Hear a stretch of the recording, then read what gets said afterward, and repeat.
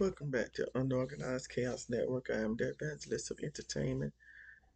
Today is Monday. Mondays are my therapy days. I chose Mondays to do most of my therapy because I read in an article years ago that most people have heart attacks on Mondays. So I said, well, I'm going to do all my therapies on Mondays to prevent that. But, I used to ride my emotions, like they were gospel, every high and hallelujah and every low a death sentence. But now that I know that I don't have to call a storm a curse just because it's cloudy, I've learned to pause, to breathe, to wait, because grace lives in the gray. And I'm finally learning to live there too. You know, um, sometimes I feel powerless over my emotions. And being in therapy is helping me with my emotions. And I wrote down some stuff, some reflections um, through my therapy. Hopefully, it'll help you. Um, but I wrote down some things that I take offense to. I take offense when someone talks about moving on from trauma like it's a simple decision. It makes me feel like my healing process is being rushed. Every and for some people there is no moving on from trauma because the remnants of that trauma or the reminders of that trauma are constantly present.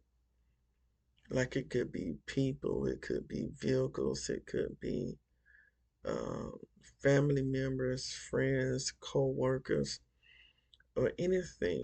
So, um, to tell someone who's dealing with a traumatic event to just move on, I think is inconsiderate.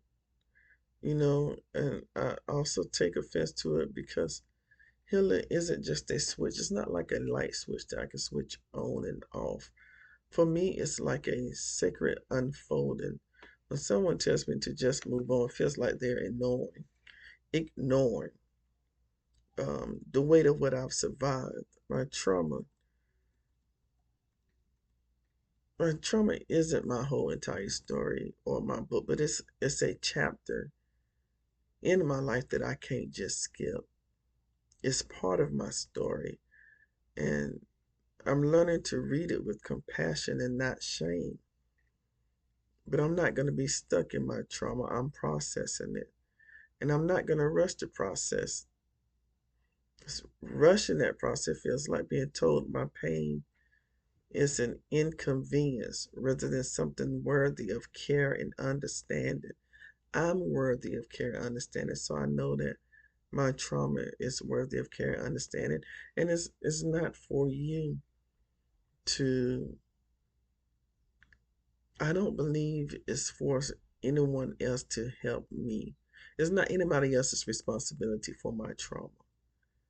It's only my responsibility, but I believe that I am worthy of you caring and understanding me while I process my trauma. It offends me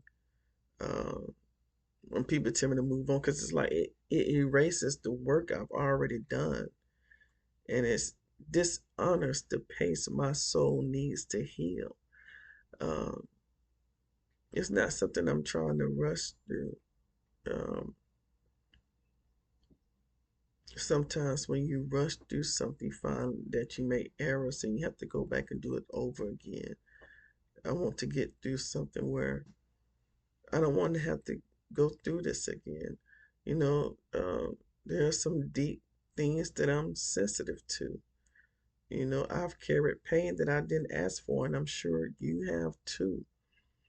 I endured things I didn't deserve for a long time. Um, I feel like I endured racism. I feel like I've endured homophobia. Um, I've endured a lot of things I feel I don't deserve. And for a long time, and I was made to feel like I had to hide that hurt to be acceptable. Can you imagine that? You're hurting and it's not due to your own fault. And then you have to hide it just to be a. People, expect me to smile through my storms. So sometimes I do.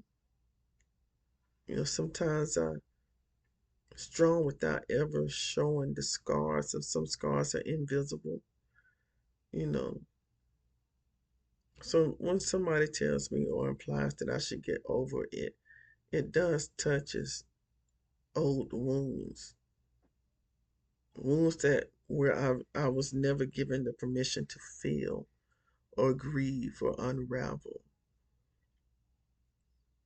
I'm sensitive to it because I fought hard to reclaim my right to heal at my own pace. I've earned every layer of my restoration process, and I refuse to let anyone rush the resurrection of my spirit. This is me, this is my spirit, and I'm responsible for taking care of my spirit. I'm a spirit uh, having a human experience. But when moments like these arise, I can just choose to just pause. Somebody say, get over it. It wasn't that bad. It's not as big deal as you. Maybe it's not that bad for you, but it's different for me, and that's okay. But I can pause and breathe and ground myself in what I know to be true about my journey. I don't have to react with anger or shutting down. Shutting down is something that I tend to do. I could be in the whole room and shut down and nobody will notice. I won't say nothing. I just be just tuned out. To some people, I might say, hey, I appreciate your concern, but healing isn't linear for me. Healing for me comes in waves, it comes and goes. And I think life is in waves. Your heartbeat is in waves, it has ups and downs. If you have a straight linear line, something is wrong. You're no longer physically active. Um, so allow me to go through the process. It's not something I'm trying to rush. I'm learning to honor my process. I've learned that I don't owe anyone a timeline for my recovery. My peace is precious. My peace is precious. And I'm going to honor the preciousness of my peace. Your peace is precious. If I'm involved in a conversation, I feel unsafe, I can carefully disengage or change the subject, which I have done and I do, you know. But what matters most to me is that I walk away with my dignity, not with an emotional outburst. I want to walk away with my power still intact. I don't want to give away my power to someone who is not respecting my healing of my trauma process. I've dealt a lot. One of my strong emotions, and I'm being very vulnerable with you all, is rejection. I don't know. Sometimes the rejection may be real or just perceived. Uh, I might feel like I'm rejected, and it might not be real, but it brings up old wounds from times where I felt unwanted or unworthy. Sometimes I react more to a memory of being rejected than the moment that I'm having at that time. I remember when I was small in school, I was bullied a lot, picked on a lot. I was different. And I remember one time in school, a um, classmate, he was a male, he didn't have his, I think it was a social studies or science book. I was in middle school. He didn't have his, so he literally just took mine off my desk, just came and took my book. And so uh, we had to bring our books to school, to class, every class, so the teacher would take points off. But I remember telling the teacher, hey, he just took my book. He literally came back and hit me upside the head with my book. True story. And the teacher, of course, everybody saw it. Everybody was like, ooh, and you know how that goes. And he was sent to the office to spend a couple of days. But I remember never even going home and telling my parents or anybody. At that time, I felt like nothing is going to be done while he was saying anything. There's a lot of things that happened to me that I still have not to. And it's not my parents' fault. My parents are the best in the world. Parents are people too. They have their own traumas and stuff they deal or had they have dealt with. But I was just so used to being or feeling unwanted or unworthy that it comes to a point where you feel like, hey, this is just who I am. I don't know why this happens or why I think this happens but rejection is a tender place for me. I believe it's because of the wounds that I've had in my childhood that were never fully seen or validated. And maybe that's because of me, because I didn't have a voice, or I didn't feel like I had a voice to say, hey, this is what's going on, and this is what has happened to me.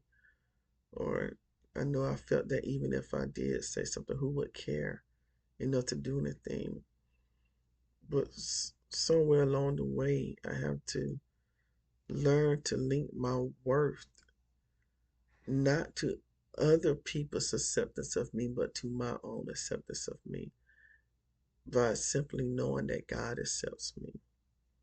So when I feel rejection, it doesn't just hurt in the present, it echoes from the times where I felt overlooked, abandoned, or not enough. And at times to this day, I still feel I'm not enough. But the body keeps the score. It's a good book to read. You want to read. My body remembers what what my mind is trying to forget. The emotional memories can sometimes hijack a present moment that I'm trying to be in the moment. Only now exists. ONE, only now exists. But sometimes my emotional memory hijacks my mind or hijacks the moments by um, making me remember things from my past. I feel like my mind might be trying to betray me. I don't know if that sounds right or not, but it's not just about what's happening to me now. I have to get over and get through and process things that's happened to me through my childhood, because this healing process is about everything that's ever made me feel like I didn't belong, you know. But I have to give myself permission to take a sacred pause anytime I want to. And just say, hey, look, I need a moment. Just give me a moment. Let me go off, be by myself to think, um, do whatever I need to do to process something that I need to be healed because I've just heard something or felt something or seen something that has triggered my trauma. So respect my healing process. I'm trying to better understand my emotions through therapy, where they come from, why are they here, how do they move through me, how can I respond to my emotions with grace instead of guilt. I want to be emotionally mature. I don't want to just emotionally react. That's being emotionally immature. I need to pay attention to the moments that they may I need to pay attention to the moments that may make me react strongly. Um, Instead of judging myself or why am I reacting this way, I need to get curious and find out, hey, Frida, what's going on? I need to understand my patterns. If I can understand my patterns, I have the power to shift them into something that's better for me, you know. And I can remind myself that two things can be true at the same time. A moment for me can be hard, but it can be beneficial. It can be hard, but it can be meaningful. Um, it can be hard, but it may be something that I need to go through the process of the waves, the ebb and flows. Um, a person may disappoint me, but they can still love me. They may disappoint me and still care about me. Um, and it could be intentional. They just because I might feel disappointed don't mean they may have disappointed me on purpose. I can't slap a label on everybody and say, hey, she's a disappointment or he's a disappointment. I have to work on myself. I'm not responsible for how anybody else treat me. I'm not responsible for what anybody else say about me. I'm only responsible for how I treat me, what I say about me.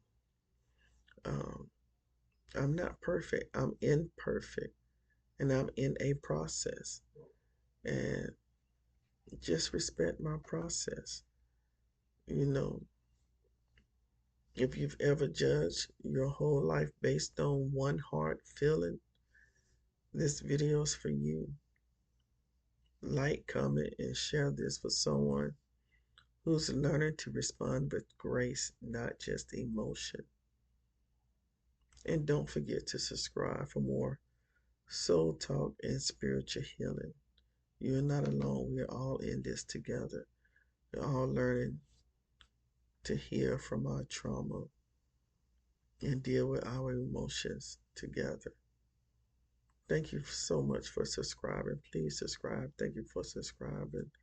I pray that all hearts and minds are clear. So govern yourselves accordingly.